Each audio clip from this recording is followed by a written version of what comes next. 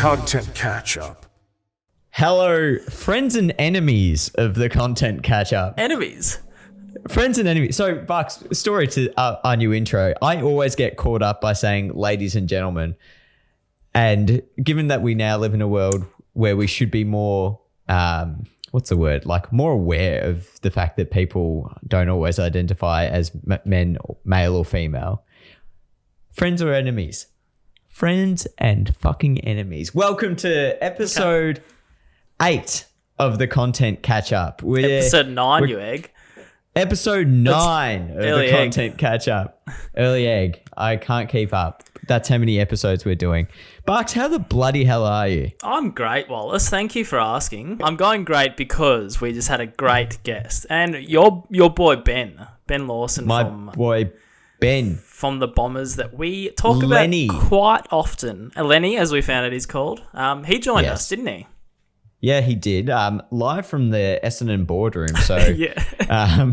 What a flex. But no, we put the call out late. We always speak about them, Bucks, and we always speak about the boys from Essendon and the design work they did. And to be absolutely honest, we got in contact with both Benny Corson and Benny Lawson, and Benny Lawson came through this week. But Benny Corson is also keen for another episode, so watch this space. But yeah, it was great chat to finally tap into the brains of the person behind there's no other word to describe it, but the outstanding work that you see consistently come up on the Essendon account. We're going to dive into the chat pretty soon, but I just want to highlight, like, this is actually a very, very good chat for anyone who's interested in the creative process behind some of the AFL accounts. Like, Bucks and I can talk about it from one aspect, but if you're interested in design or digital design, this is a good episode to tune into. So stick with us. Few internet issues through this recording, but we've done our best to make it work. And here he is in all his glory, Ben Lawson. Barks, we're pretty lucky this week. We talk about Essendon's graphics enough, so it's about time we got someone who actually makes them onto the show. We're joined by the extremely talented Ben Lawson, not to be confused with the shithead Ben Corson, who's also at the Bombers, but we got the man behind the tools here. Welcome, Benny. Yeah, thanks, guys. Thanks for having me. Really appreciate it. Looking forward to seeing a few of your episodes, and glad to finally get the call up to jump on. I've got to say, this is the biggest flex we've ever had on this show so far. So Ben's actually booked out the Essendon Football Club boardroom to take part of this podcast. So I don't know if that rivals my background, but it definitely beats Barks' white wall that he's got going on. I don't know what's going on. Well done, Ben. You had to pull some strings to get that one.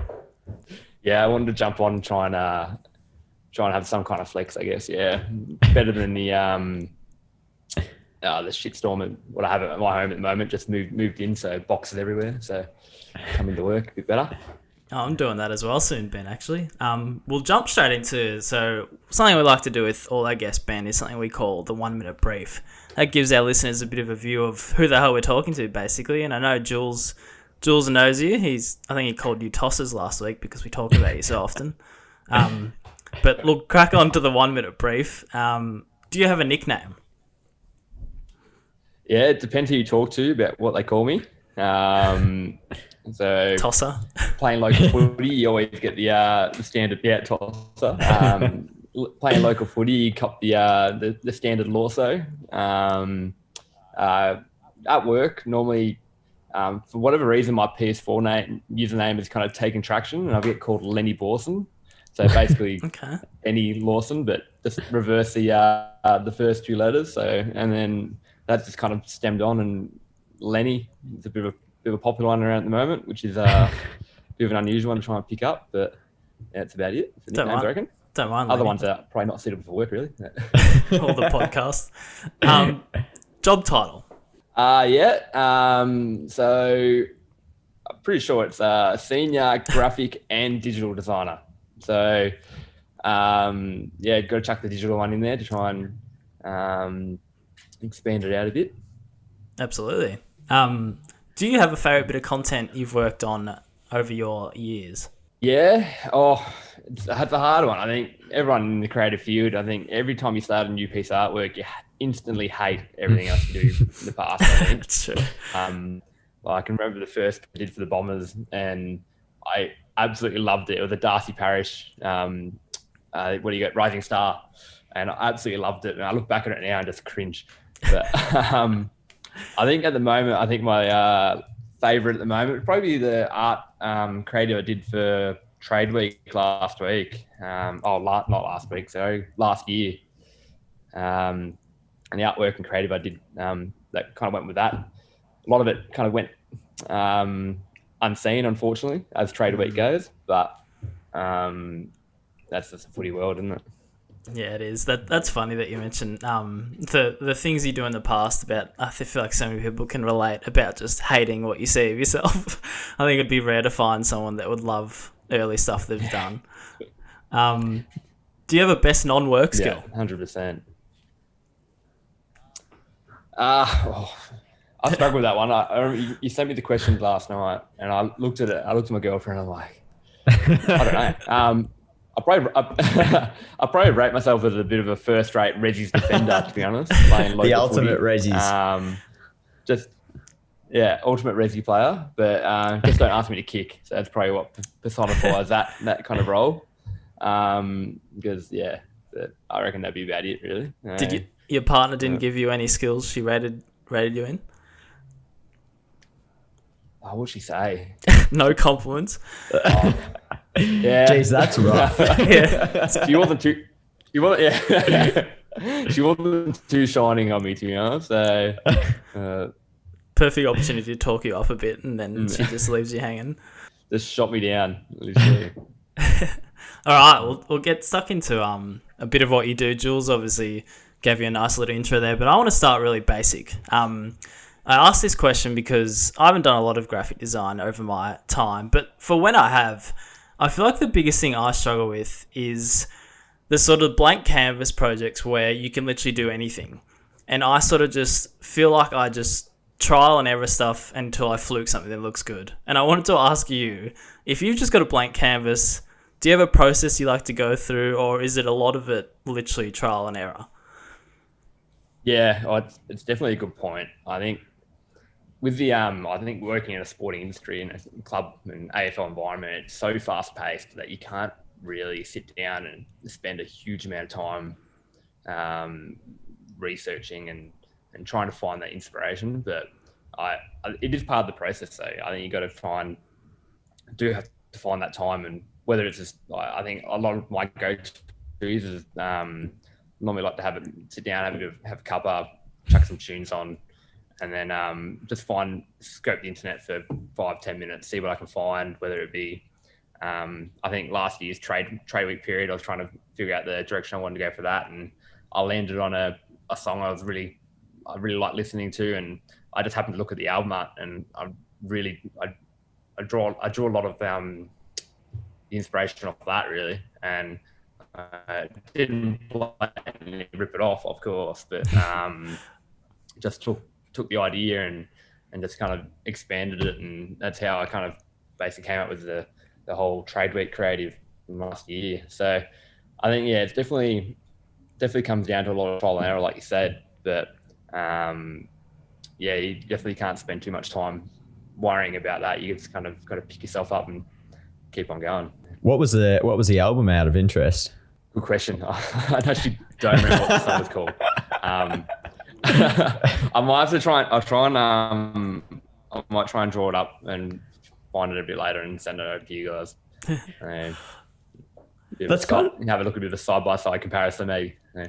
That's really cool though, because like the fact that you've got this kind of short routine where I'm not going to do anything until like I've sat down, had a cuppa, listened to some music, cleared my mind of anything else that I'm already thinking about, and then start from scratch. That's probably something that, I don't know, I've never really heard it. Like from my perspective anyway, it's always just like, we've got to get this done.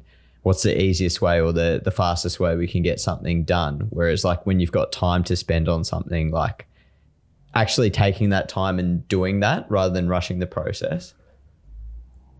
Yeah, I think it's really crucial, to be honest. And I guess working in a corporate or in a sporting environment, I guess a lot of people could look over your shoulder and they could see me browsing Pinterest or browsing Behance or any one of the blogs, design blogs I'm looking at, and think, oh, Ben's not doing any work at the moment. But really, it's just more trying to find the inspiration, the creative. Like, it sounds real bullshit, and the creative flow, I guess, as one of the term I'm liking at the moment. But to try and get that going, and I think it's definitely a vital part of the industry, I think.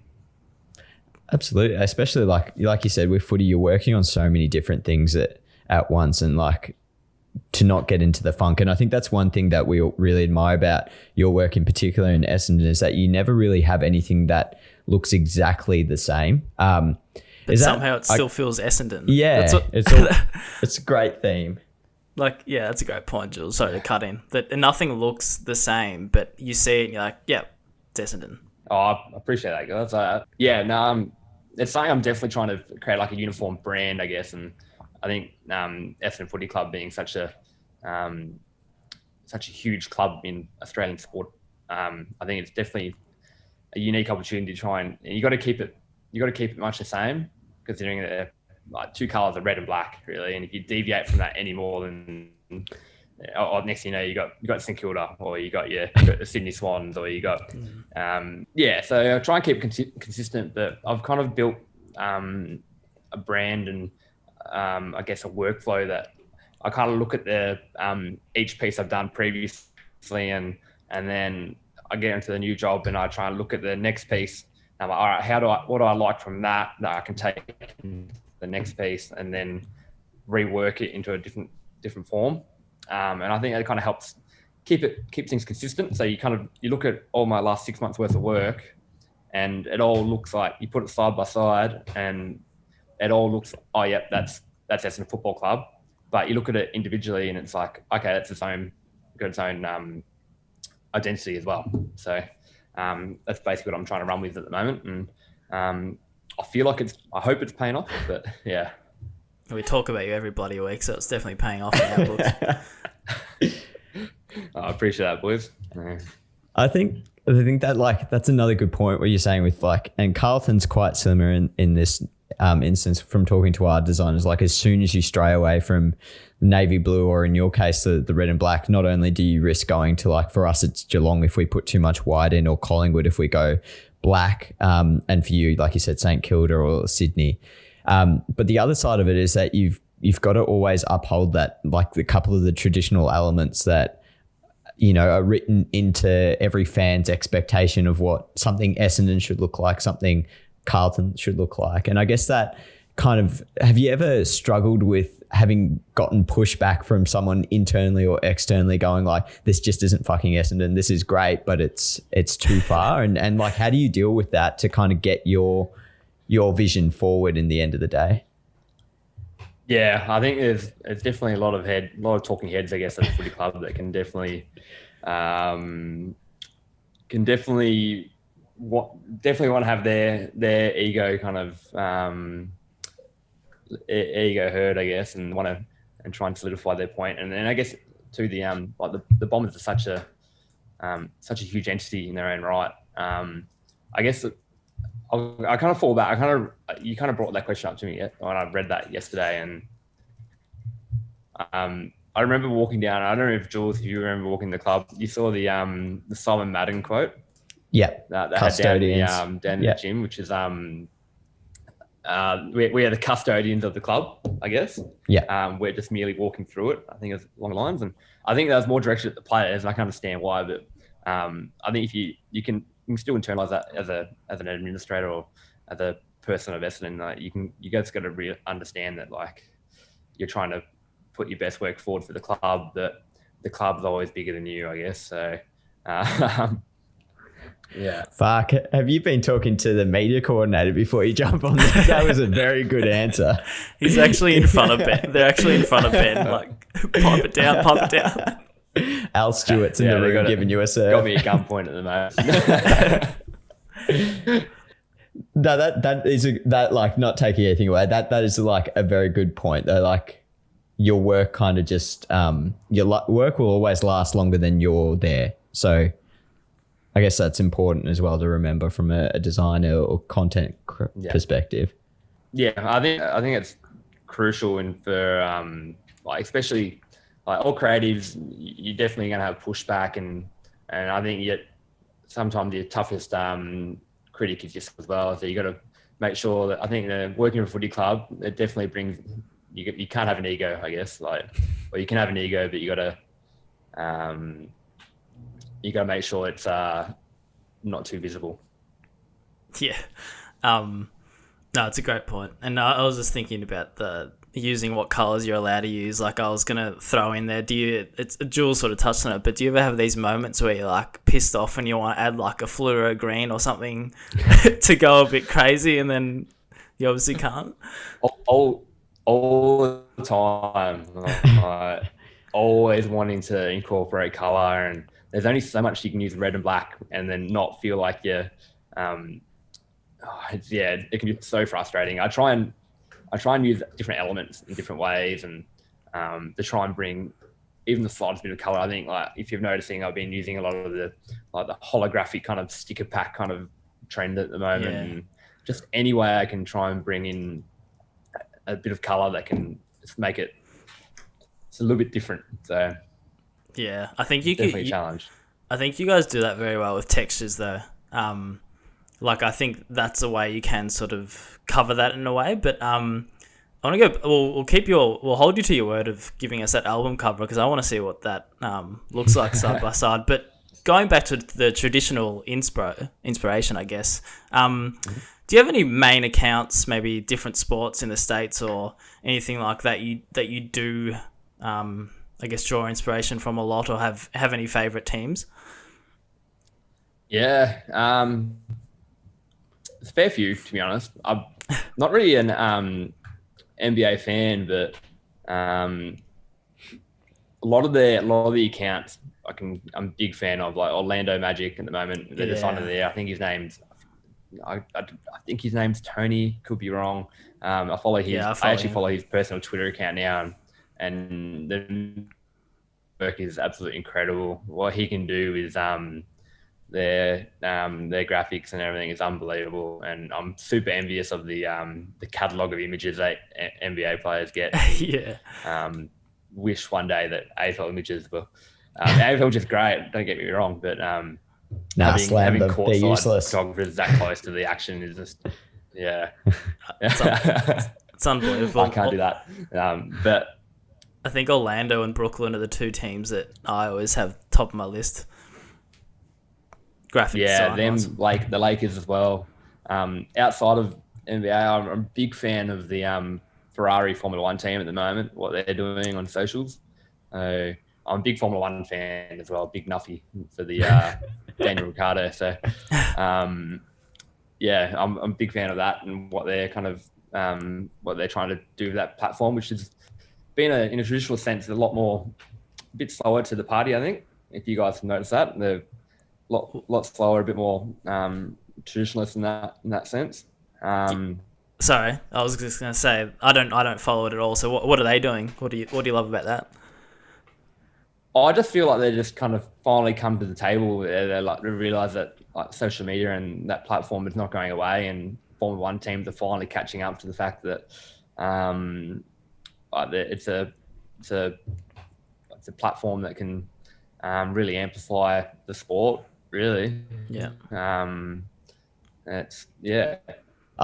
looking through the Ferrari Insta now, and I can see where you've got like some of your inspiration here. Like the main thing I can pick up is that they're probably similar to Essendon in the fact that the red is so vivid in everything that they have to do, and that's like their brand color, right?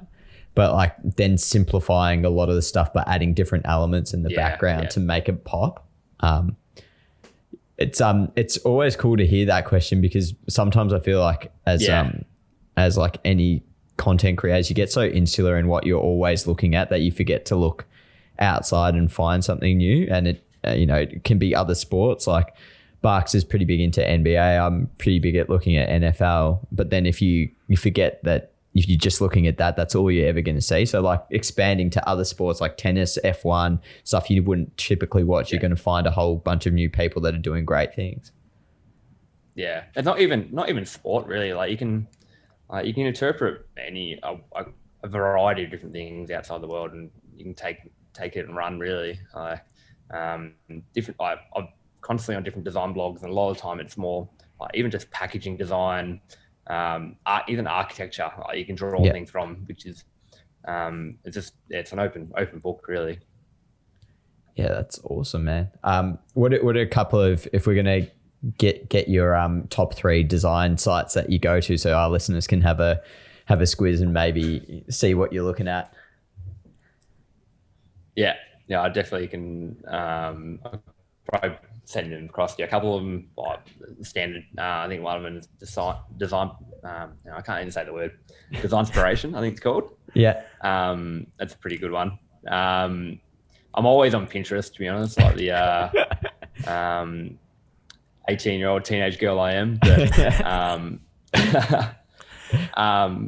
I got a pretty good algorithm going on that at the moment. So, but then also jumping on Instagram and following all the big name accounts, and Twitter as well. Kind of utilize. I don't really use Twitter outside of work, but I kind of try and use that for platform that I can view what every other club's kind of up to, and try and stay ahead of the game, or keep on those trends that are happening.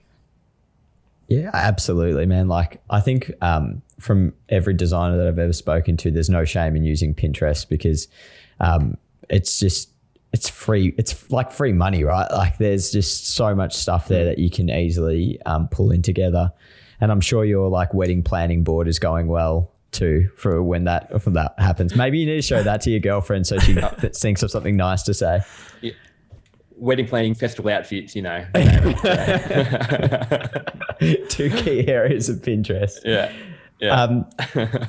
I kind of want to maybe touch on another bit of your job that you brought up, which is the digital design, and kind of get a feel of what that kind of incorporates, because we've obviously spoken to we've spoken to graphic designers, we've spoken to video producers, but we've perhaps never had anyone that works purely in a digital design space. What does that kind of involve?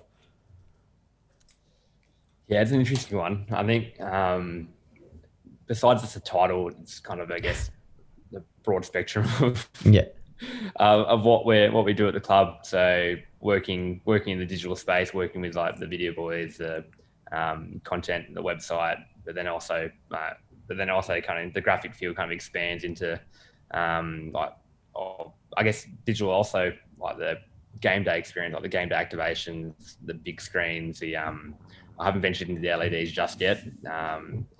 That's the magic of Benny Corson still,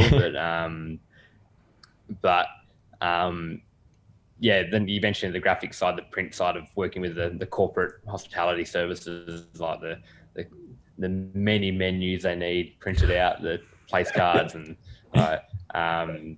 just get them a label maker, mate. BNF nights too, which yeah.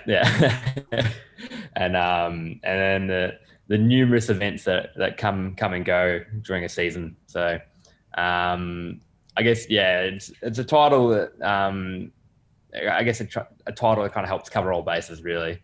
And I guess the digital realm it's a growing realm, and I think like, even with the trending now, the what they call the NFTs, the thing, people selling digital art.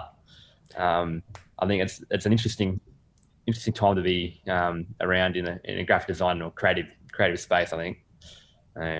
It's funny that NFT stuff, isn't it? Because like I wonder who's going to be the first AFL club to jump in on something like that, and I wouldn't put it past your lot to all of a sudden start trading NFTs.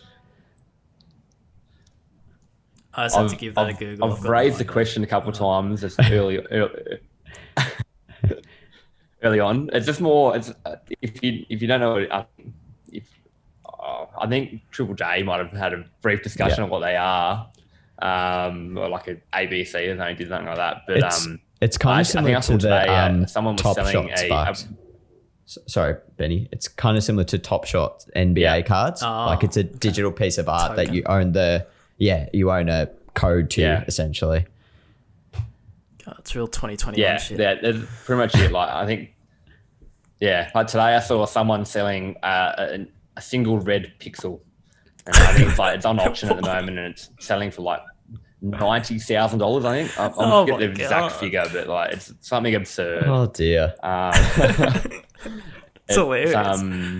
It's an interesting time. Yeah, but then I can understand like there's artists having actual art gallery shows online, like in a virtual reality kind of setting, and it's opening up the world to a whole different almost dimension, really, isn't it? Really, like like you're going into the virtual world, and it's definitely interesting times being a I'm only a graphic designer, really, but like being a digital artist and venturing into that world, it's the options are kind of endless at the moment. It's interesting. It would be interesting to see like whether a club does do it or not. But we're not going to solve that one today. But what I did want to talk about is bring it back to that digital design process and how well like all your graphics seem to work between video and actual static graphics on social. Is that something that you've worked on a lot with the video team, and like how does that kind of relationship work internally? Yeah, I think with the self-plug here, the Don Digital team here, I feel like we've kind of built this really good relationship between all of us in the team. I think we got 2 video boys at the moment, myself, graphic designer, we got a couple social guys and writers and that. And I really feel that we've built this kind of solid relationship that we can definitely bounce off ideas. And then we have trust in each other to critique each other's work. And we can, we kind of know what works. So we'll basically have like, we have a play coming in, have a photo shoot planned. We'll work out that the video boys are going to capture a certain extent. I'll work on taking photos in the background, and then we'll try and merge graphics together. And then, even though I'm not the best at animating myself, I know the basics around After Effects, but I can kind of relay to the video boys how I'm intending the design to look in its in an animated form, kind of thing, and they're capable enough to take that and run, really, and then work from there. It's so cool. I think that's something that we like here at Carlton, we're not here at Carlton. Barks and I, as members of the Carlton team, have looked at and something we're trying to look at, because it's important to have that consistency. Like you don't want to put all this work into one arm of graphic design, let's say, and then have the video producers do something completely different and vice versa. That's my thoughts anyway. Like, definitely comes down to everyone having the same idea and the same understanding of which direction we're going to go in. And then I think the video boys have a huge undertaking in what they have to capture themselves, and I really admire that. But then they also have an understanding of how things need to look in comparison to the efforts I'm putting in, and they take the guidance too. If I'm needing to get things to look a certain way, they'll take what I'm doing and run with that as well. And it's definitely great help. Yeah, absolutely. Speaking of which direction you're going to go in, good little segue to wrap this bad boy up, because we've taken enough time of your time in the boardroom. But do you have anything in mind that you think comes next? What sort of your inner creative self thinking the AFL world gets to, or graphics? Yeah, I think this is a question that really stumped you. Really stumped me. It got me. It's a hard one. I think, like, I guess history always repeats itself, and that couldn't be truer in like the creative and art world. So you always see trends coming back into popularity, and so I feel like going forward, like you always see trends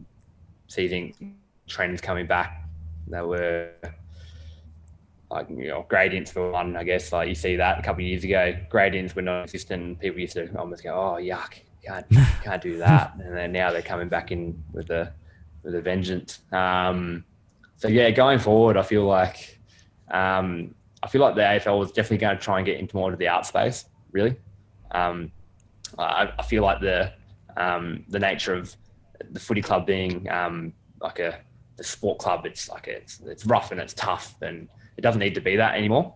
I feel like, and especially with the inclusion of like AFL clubs being so inclusive and having the additional women's teams coming on board now too, which is hugely progressive. And I feel like the direction we're going in with that is it's becoming more of a creative space that we can pretty much do what we want and not have to be into the nature of what a footy club used to be, I guess. Does that make sense? Yeah. I think the artist point makes me remember, I think the Cleveland Cavaliers recently, like one of our positions or similar to this, they hired an actual artist, and I'm looking forward to what they're going to produce in the future, because I think it's a sort of a senior role, so the background of this person's being an artist, it'll be really interesting to see how that actually changes the sport landscape, because as you said, it's a bit all rough and tough with the typical sport, the way we do things. But that's a really good answer, Ben, and I'm going to wrap this bad boy up, Jules. So I reckon we wrap it up. Appreciate it, guys. Lunchtime, I reckon. What's on the menu? I've got no idea yet. I might have to go and venture around Tullamarine and see what I can scrounge up. Well, you enjoy it. No, we appreciate your time, Ben. It's good to meet you, and appreciate your insight. It's very interesting, and keep up the good work. Obviously, everyone, do yourself a favour. Head to the Essendon channels, because I know we do talk about it a lot, but just have a scroll of their feed. Have a look about what we're talking about. That nothing looks identical, but it looks Essendon. Go check out the channels. So appreciate your time, Ben. Just don't engage with their posts, because that kills our like social media engagement at Carlton. Just like look, don't follow or anything. Just look. Give it all the likes, guys. All the likes. That'd be great. I appreciate it, guys. Huge shout out to the Don Digital team, guys. I got told I'm at gunpoint right now. Gunpoint to say that a plug. Yeah, I appreciate it. What you're doing, guys. Wow. No, it sounded sarcastic, but how was that?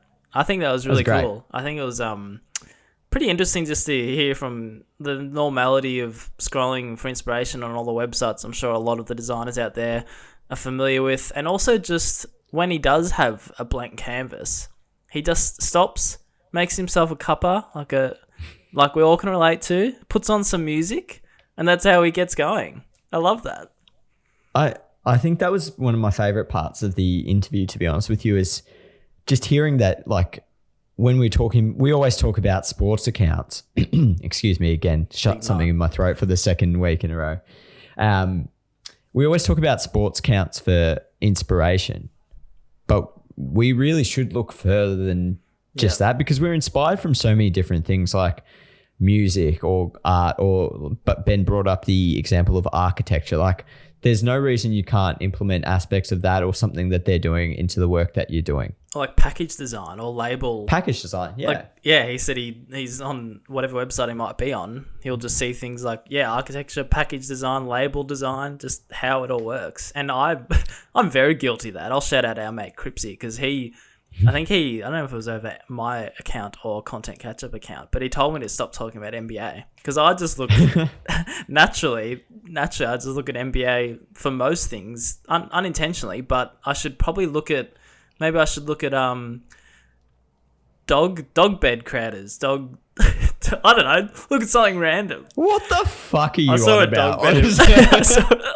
I was going for like pet accessory brands. You're bloody on one this afternoon. No, it's a good point. I'm getting inspired by Lenny. It is a good point though, and it's something that we all fall trap to, because once you work in the sports, social sports digital space, it does become your world. So it's very hard to look outside. But a real talent of Ben's to be able to distinguish that inspiration doesn't just come from one source. Absolutely. But absolutely recommend getting around the Essendon social accounts, and as he shouted out, the Don's digital account. So if you want to see the behind the scenes of what they're producing and how they're producing it, go and have a look there. And while we're at it, we may as well shout out the other members of his team. And when it comes to digital design, there's Richard and Grayson in the video department, and of course Ben Corson as part of their 150-year design and branding celebrations. Absolutely. All right. Well, yeah, let's move on, shall we? Kick on to the favorite segment of our podcast. Are you going to give us the intro this one? That was it. What do you reckon, listeners? Yeah, fair enough. No wind up required this week. Crack it open, Pete. No, I've got a quick egg of the week. I'll go straight to mine. It was actually submitted by Soap, Sam, as otherwise known, Carlton colleague and friend of ours, friend of the show, and producer on the Dylan Buckley show. Let's not give him too much of a big head, but yes, he does. He featured on Dill Buckley's first vlog. I don't know if you saw that. Yeah, I saw screenshots of it. Very Producer good. Sam. Yeah, I sent you the fucking screenshot, so you probably did see that. Anyway, this is a short egg from the North Melbourne Footy Club, indirectly the North Melbourne Footy Club. So they hired a company. This seems sort of personal, and it sort of is, but they hired a company to do their latest video marketing campaign. And we won't go into the campaign, but Sam sent me through the company that is making this campaign. They are called, let me just open this page, Blood United, I think. And Blood United. Yeah, I just wanted to sort of egg their brand, I'm going to be honest. So Blood United, their tagline is ideas that unite you like blood. And Blood United was founded on the belief that some ideas are so powerful that they can unite you like blood.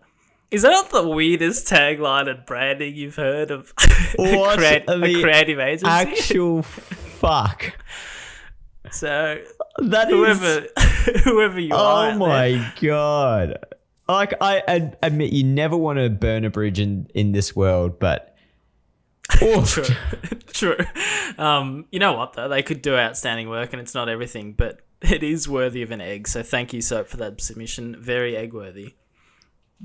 Blood United. It's the tagline for me. Ideas that like unite you like blood are so powerful that they can unite you like blood. Yeah, I just thought it was pretty funny. So, keep doing you, Blood United. Sounds like Blood United. Terrible soccer team. Should sponsor soccer or Melbourne United.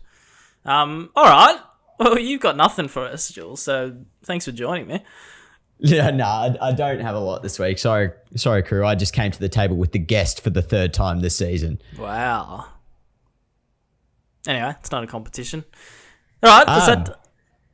What? But guess we did tease this at the start of this season, but it's now locked in. So the week of, I think, around the 30th of April, we're recording on the 23rd. We will have, I'm gonna announce it, Camille, digital content creator extraordinaire from the Chicago Bulls.